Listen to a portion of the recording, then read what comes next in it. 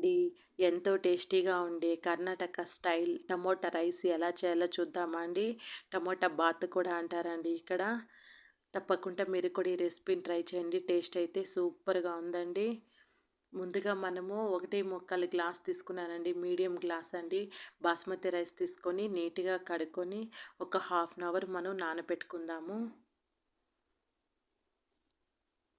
దీనికి మసాలా అండి. మసాలా ఎలా చేయాలో చూద్దామండి.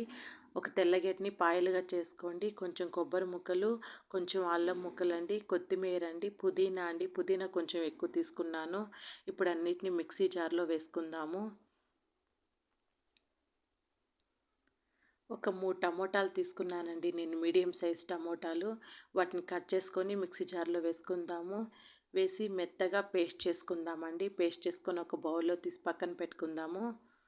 ఇప్పుడు 2 ఆనియన్స్‌ని సన్నలుగా కట్ చేసుకోండి. ఒక 2 టమోటాలు కట్ చేసుకోండి. ఒక 4 పచ్చిమిర్చిని చీలికలుగా చేసి రెడీగా పెట్టుకోండి. ఇప్పుడు మసాలా దినుసులండి. బిర్యానీ ఆకులు, పట్టా లవంగాలు, షాజీరా, స్టార్ ఫ్లవరు, 4 యాలకులు తీసుకోండి, రెడీగా పెట్టుకోండి. ఇప్పుడు మనం కడాయిలో ఒక 2 టీ స్పూన్లు నెయ్యి వేద్దాము. ఒక 4 టీ స్పూన్లు ఆయిల్ వేద్దాము. బాగా వేడి అయిన తర్వాత మనం ఈ మసాలా ఇవి వేద్దామండి.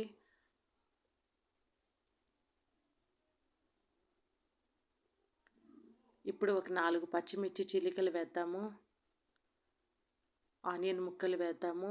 వేసి బ్రౌన్ కలర్ వచ్చేంత వరకు బాగా ఫ్రై చేద్దాము. ఆనియన్స్ బాగా వేగితే టేస్ట్ బాగుంటుందండి. ఇప్పుడు టమోటా ముక్కలు వేద్దాము. టమోటా ముక్కలు మెత్తబడేంత వరకు బాగా ఫ్రై చేద్దాము. మూత పెట్టేసేయండి. మూత పెట్టేసి చూసుకుంటా ఫ్రై చేయండి. తొందరగా మగ్గిపోతాయి టమోటాలు.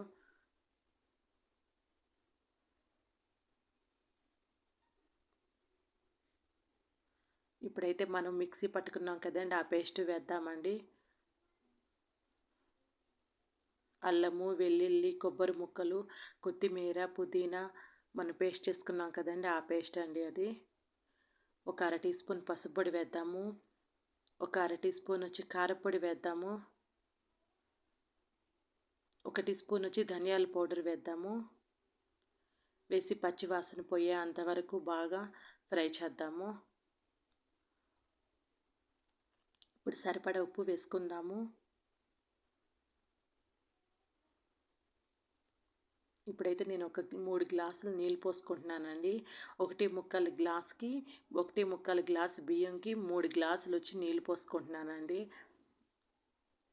ఏ గ్లాస్‌తో అయితే మనం బియ్యం తీసుకుంటామో అదే గ్లాస్తోనేనండి కొలత. 3 గ్లాసులు నీళ్ళు పోసుకోవాలండి.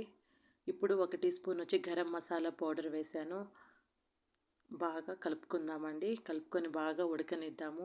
ఈ టైంలో మనకు కానీ ఇప్పుడు టేస్ట్ చేయండి. ఉప్పు కానీ సరిపోలేదంటే కొంచెం ఉప్పు వేసుకోండి టేస్ట్ చేసి. ఇప్పుడైతే బాగా ఉడికిన తర్వాత మనము రైస్ వేసుకుందాము. ముందుగా మనం నానబెట్టి ఉంచుకున్న బాస్మతి రైస్ని వేసుకుందాము.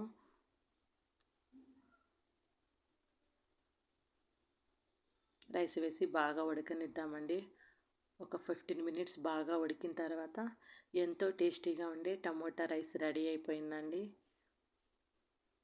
పొడి పొడిగా వస్తుందండి రైస్ కూడాను. చాలా బాగుంటుందండి తింటున్నప్పుడు కూడాను. టేస్ట్ అయితే చాలా బాగుందండి. తప్పకుండా మీరు కూడా ఈ రెసిపీని ట్రై చేయండి. Like, share, subscribe. Thanks for watching.